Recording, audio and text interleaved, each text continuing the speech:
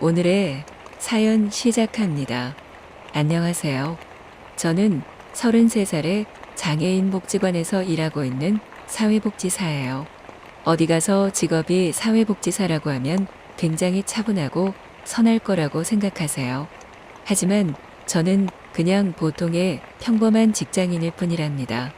전공을 사회복지학과로 하게 된 것도 힘든 재수 끝에 점수대가 그 정도여서 지원한 거지 특별히 뜻이 있던 것은 아니었어요.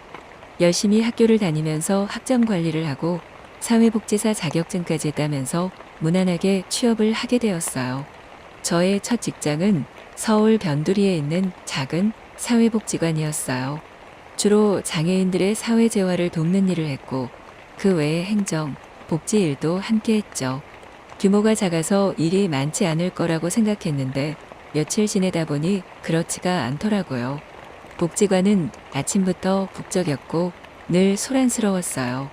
몸이 불편할 뿐이지 장애인들도 보통 사람들과 똑같이 감정을 느끼고 성격도 다양했거든요. 다만 요구사항을 조금만 늦게 처리를 해주거나 바빠서 이야기를 잘 들어주지 못할 때 버럭 화를 내는 경우가 종종 있었어요. 자신의 장애에 대한 일종의 피해의식 같은 거였죠. 그래서 복지관에서 일할 때는 말과 행동을 각별히 조심해야 했어요. 입사하고 3개월은 정신없이 보낸 것 같아요. 일보다 힘든 것은 사람을 대하는 것, 감정선을 유지하는 것이었죠. 힘들긴 했지만 일단 경력 쌓아서 더 나은 직장으로 이직을 해야겠다고 생각했어요. 그날도 복지관의 블랙리스트에 올라있는 장애인 어르신께 아침부터 한 소리를 듣고 있었어요. 왜 자신의 요구사항을 들어주지 않느냐? 복지관은 정말 장애인들의 복지를 위하고 있느냐? 복지가 무엇이라고 생각하느냐고요. 평상시에도 1절부터 10절까지는 기본적으로 하시는 분이라 직원들 모두가 무시하고 있었어요. 그런데 제가 어리버리한 신입인 줄 알고 저를 붙잡고 자꾸 뭐라고 하시는 거예요. 약간의 치매 증상도 있어 했던 말을 반복하시고 설명을 드려도 못 알아들으시고 밀린 업무는 해야겠고 난감했죠. 어르신께 이제 그만하시라고 말했어요. 바로 그때 처음 보는 한 남자 장애인이 휠체어를 끌고 오며 외치는 거예요. 혹시나 싸움이 나면 어쩌나 두 사람을 지켜보고 있는데 선생님 그냥 제가 조금 뭐 좀 물어보려고 한 거라고 하면서 꼬리를 내리는 것입니다. 그 남자는 알았다고 하면서 그 어르신을 모시는 것이에요. 놀란 눈으로 새롭게 등장한 남자를 보고 있는데 어르신께서 몸뿐 아니라 마음까지 아프셔서 그런 거니까 너그럽게 이해하라고 하더라고요. 하지만 아닐 땐 아니라고 단호하게 말씀하셔야 오늘처럼 곤란하지 않는다고 하면서요. 감사하다는 말 대신 꾸벅 인사를 하고 다시 자리로 돌아왔어요. 또렷한 눈매에 정확한 발음과 선한 인상을 가진 그 남자는 누구일까 궁금하기 시작했어요. 복지관에 와서 많은 장애인들을 만나왔지만 그분들과는 다른 뭔가 자신감 넘치는 모습이 좋아 보였어요. 그 궁금증은 얼마 지나지 않아서 풀리게 되었어요. 그 남자는 다름 아닌 저와 같은 사회복지사더라고요. 그 남자가 복지사들이 근무하는 사무실로 들어오자 직원들이 반기면서 일어서서 박수를 치는 거예요. 그 사회복지사가 복지부 장관상을 받아서 축하를 해주더라고요. 그 남자는 제가 입사하기 전에 복지부에서 주최하는 해외 연수 프로그램에 참가했다가 돌아오는 길이었더라고요. 의미 있는 성과도 거두어 이 작은 복지관을 세상에 알린 장본인이기도 했죠. 옆자리 선배에게 들었는데 그 남자는 5년 전 큰 교통사고를 당해서 생사를 넘나드는 수술 끝에 하반신 마비라는 장애를 얻게 되었다고 해요. 원래 대기업을 다니며 촉망받던 젊은이가 하루아침에 장애자가 되었으니 그 심정은 말로 다 표현할 수 없었겠죠.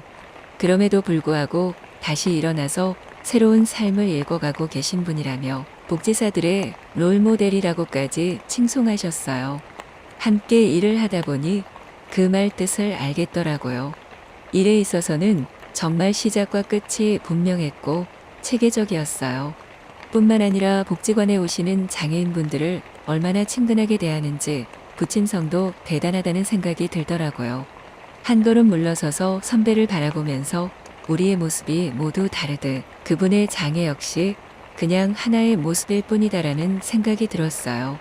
그만큼 선배는 내외적으로 멋진 분이었어요.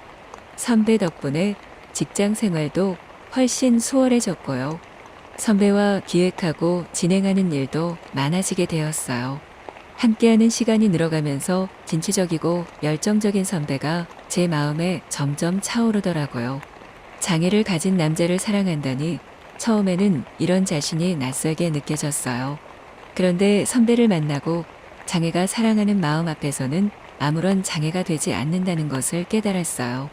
공들여서 진행하던 연말 행사를 무사히 잘 마치고 복지관 송년회가 이어졌어요.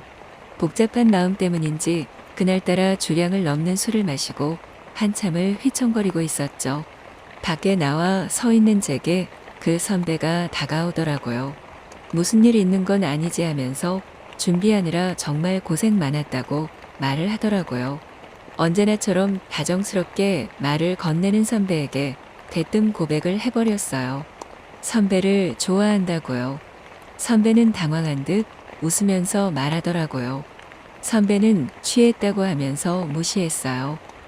취기를 빌려 다시 한번 선배에게 좋아한다고 큰 소리로 마음을 전했어요.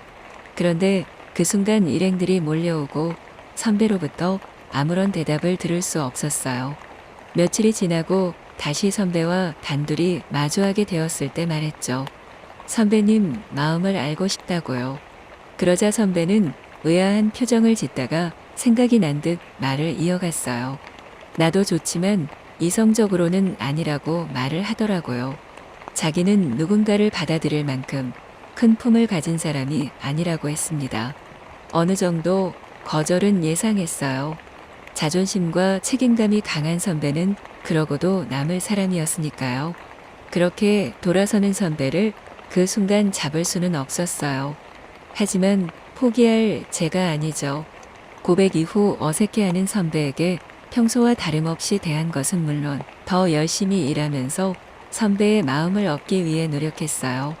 어느 날 복지관에 마음의 편지라는 행사가 있었어요.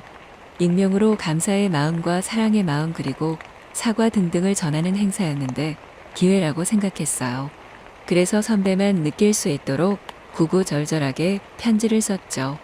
그리고 얼마 후 답신이 왔어요. 그동안 선배가 살아왔던 삶이 담겨 있는 편지였어요. 갑작스러운 사고로 예상치도 못한 삶과 마주하게 되면서 선배는 깊은 우울감과 상실감에 두문분출하며 지냈다고 해요. 그렇게 꼬박 1년을 은둔형 외톨이로 지내다가 남은 인생까지 이렇게 보낼 수 없다고 생각하고 휠체어를 타고 다시 세상 밖으로 나왔다고 해요. 만약에 사고로 목숨을 잃었다며 아무것도 할 수 없었을 텐데 그래도 할 수 있는 일이 남아있다는 사실에 감사하며 새로운 삶을 받아들이기로 했다고 해요. 그 삶을 함께 걸어가자고는 차마 말 못하겠다며 그럼에도 불구하고 저의 진심이 너무 고마워서 편지를 썼다고 하네요. 선배의 편지를 읽는데 뜨거운 눈물이 흘러내렸어요. 부끄럽게도 저는 입시에 실패하고 재수를 하면서 큰 좌절감에 못 이겨 나쁜 생각을 한 적이 있었어요. 마음에 장애가 있었던 셈이죠. 몸에 장애가 있어도 건강한 마음으로 일어난 선배, 마음에 장애가 있어도 건강한 몸으로 일어난 저, 우린 다른 듯 많이 닮아 있다고 느꼈어요. 선배와 다시 만나 얘기를 나누면서 닮아있는 우리의 모습을 함께 들여다보았어요. 그리고 서로의 부족한 부분을 보듬으며 지금 느끼는 그대로 사랑하자고 다짐했어요. 그간의 서러움이 북받쳐 오르는지 선배가 울먹이는데 20살의 텅 빈 가슴으로 울던 제가 떠올라 따뜻하게 안아주었어요. 그렇게 선배와 저는 용기 내어 사랑을 시작했답니다. 장애를 전혀 느끼지 못할 만큼 선배는 제겐 너무 멋진 남자이고 누구보다 뜨거운 가슴을 가진 사람이에요. 이 사랑을 지키기 위해 앞으로 크고 작은 산을 넘어야겠지만 함께 손잡고 나아가 보려고요. 가장 중요한 것은 사랑을 소중히 여기는 마음과 지키려는 노력이 아닐까 해요.